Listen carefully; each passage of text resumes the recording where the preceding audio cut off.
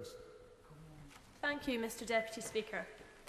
I welcome this debate on a subject of great concern to many of my constituents in Eastern Bartonshire.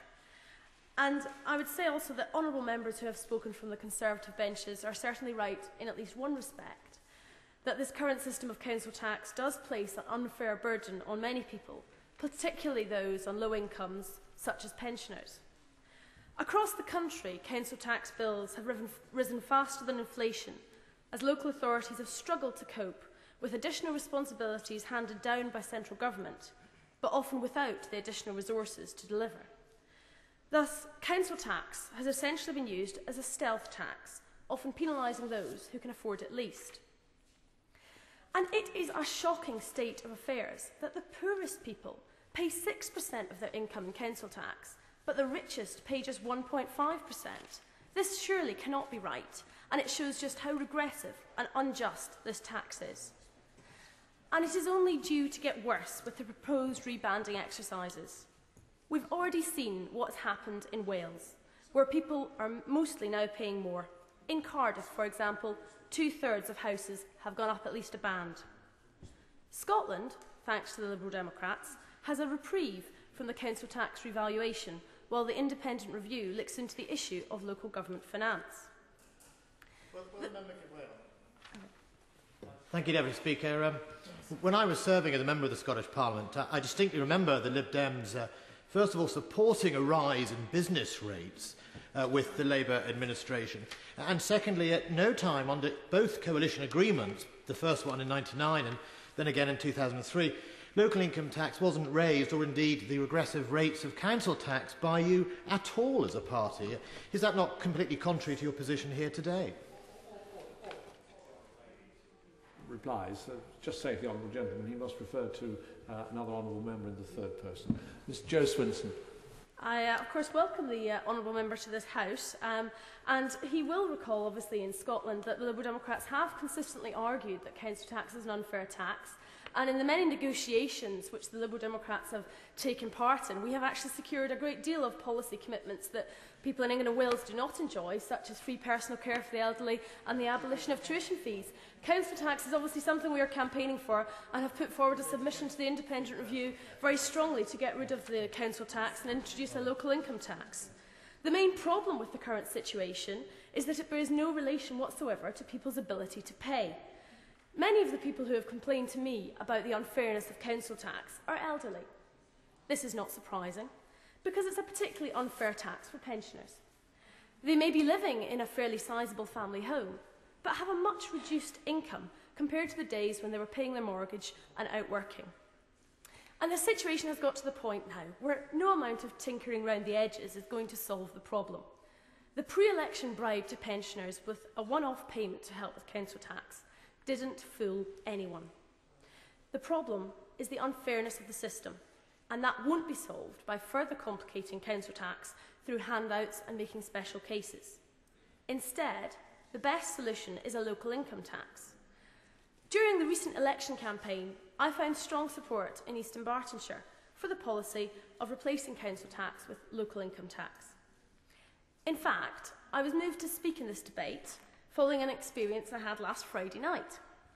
I was knocking on doors in Bishopbriggs, and what possible better activity could there be for a Friday evening, when I spoke to a gentleman and his wife about a range of issues. He made a plea to me, and he said that for him, this was the most important issue, that I should keep pushing for a local income tax because he found the council tax so unfair. He explained the problems it was causing him and his wife, a couple of pensioners. They'd bought their semi-detached home many years ago, and they didn't want to feel forced to move out of their home just because of council tax bills. And so I promised him that I certainly would continue to argue for an end to the unfair council tax, and instead replacing it with a fair alternative. And so that's what I'm doing. Now, in such debates as this, and indeed today, I often find that incorrect assumptions are made. Indeed, I represent what has been described as the most middle-class constituency in Scotland. And so there are some that would assume that in the affluent areas of Bearsden and Mulgai, advocating local income tax would be a vote loser.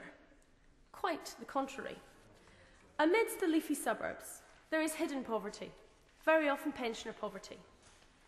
And also, while we in this House may be privileged to earn salaries far above the norm, let's not forget the reality out there in our constituencies.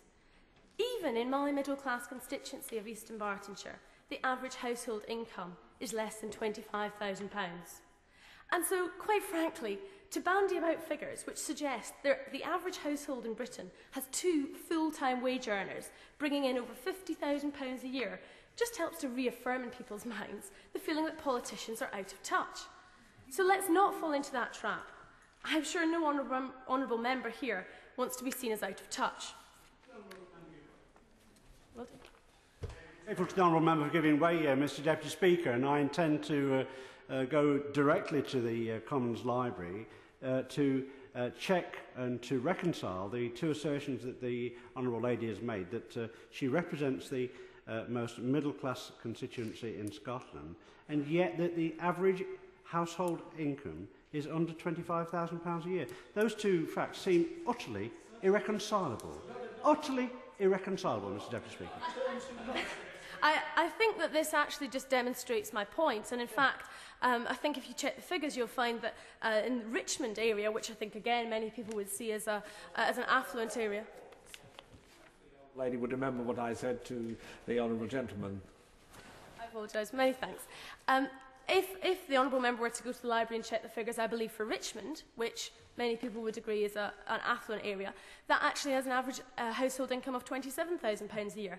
What people tend to forget is that most households do not have 2 full-time wage earners. There are many households who have pensioners, who have 1 person earning a wage, or indeed people working part-time. I think this demonstrates my point adequately that very often politicians are in fact out of touch with what's happening on the ground. On a final point, I can't resist noting the irony of the Conservatives calling this debate. And perhaps it's particularly because I'm from Scotland, where the lasting image of the Conservatives is one of Thatcher imposing the poll tax. First of all, using Scotland as a guinea pig, the protests went unheeded until, of course, England complained. And then during the recent election campaign, the Conservative leader said that council tax is the best form of local taxation there is.